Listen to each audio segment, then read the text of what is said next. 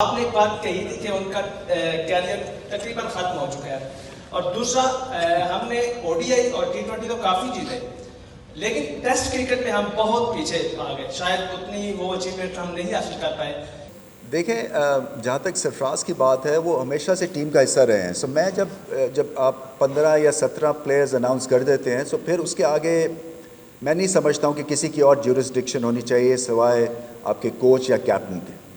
वो है, और मैंने कोशिश सारी वक्त यही की कि कप्तान को स्ट्रॉन्ग करें, क्योंकि ये जो गेम है ना क्रिकेट की, ये फुटबॉल की तरह साइड लाइन से नहीं रन होती है।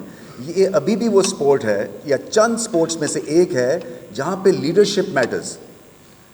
तो अगर आपका कप्तान स्ट्रांग होगा, आपकी टीम स्ट्रांग होगी।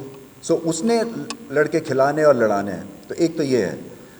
दूसरा, हमारी टेस्ट क्रिकेट में हम बहुत पीछे हैं, इसमें कोई शक नहीं है। इंग्लैंड ने आके हमें एक्सपोज किया, और मैंने पहले कहा था कि हमारे सिस्टम को ये जोल्ट मिलेगा, क्योंकि उन्होंने टी20 के प्लेयर्स सेलेक्ट किए थे ऑलमोस्ट। तो एक ख़ास एक टाइप की उन्होंने क्रिकेट खेली थी, और हमें इसमें बहुत इम्प्रूवमेंट की ज़रूरत है, और वो वक्त लगता है।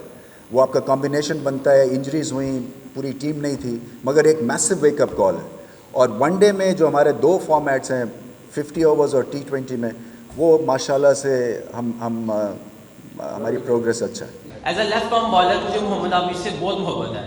तो क्वेश्चन ये है कि जब मोहम्मद आमिर परफॉर्मेंस दिखा रहे थे, तो उन्हें साइड लाइन अचानक क्यों कर दिया गया, और वो क्यों आपसे इतनी ज़्यादा खिफा हो गए?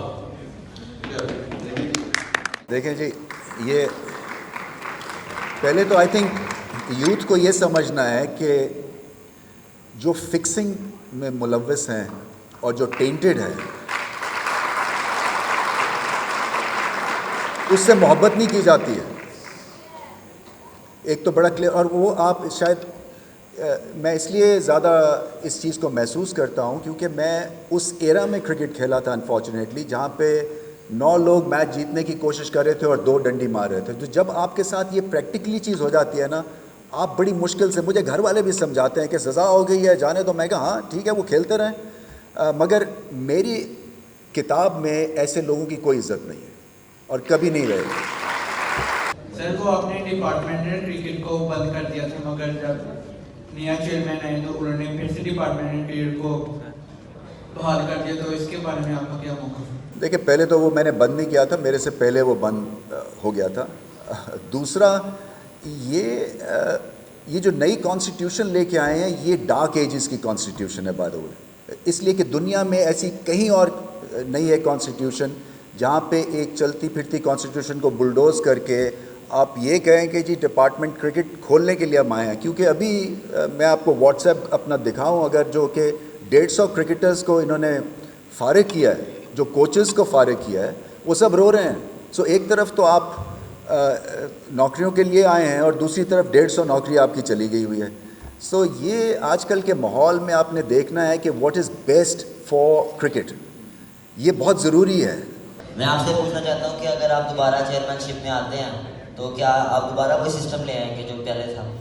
देखिए जी, मैं ये तो नहीं कहूँगा हर चीज़ रिवर्स कर दूँगा या जो ये कर रहे हैं उसके बिल्कुल ऑपोजिट डायरेक्शन में जाऊँगा, मगर मैं समझता हूँ कि यूथ की जो जितनी भी पॉलिसीज़ हैं रिगार्डिंग हमारी एज क्रिकेट है, ये जब तक कि आप इसके ऊपर ध्यान नहीं देंगे, पाकिस्तान का क्रिकेट मॉडल ऊपर नहीं जाएगा। इसके ऊपर तो मैं बिल्कुल 100% श्योर हूँ कि PJL हो ही होएगी।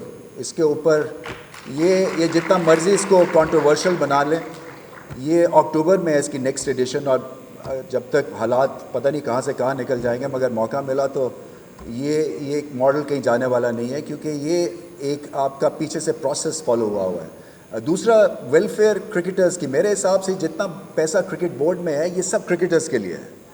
ये क्रिकेटर्स पे स्पेंड करना है, और आगे चल के मैंने अभी अनाउंस की थी क्रिकेट फाउंडेशन, उसको आगे लेके जाएंगे, हर एक की हेल्प करेंगे, और मेरा मकसद यही था कि जिनके साथ ख़ास तौर पे मुझे पता है कितना रगड़ा मिलता है एक क्रिकेटर को, और क्योंकि ऑप्शंस है नहीं, तो क्रिकेट बोर्ड के पास आते हैं वो ऑप्शंस तलाश करने के लिए। और मेरा सिर्फ, और मैं समझता हूँ कि मेरी एक तरह से ये ड्यूटी है कि मैं उनको सर्व करूं और सर्विस करूं। तो ये प्रोसेसेस चलते रहेंगे इंशाल्लाह, और पाकिस्तान टीम को टेस्ट क्रिकेट में नंबर 1 बनाऊंगा आगे।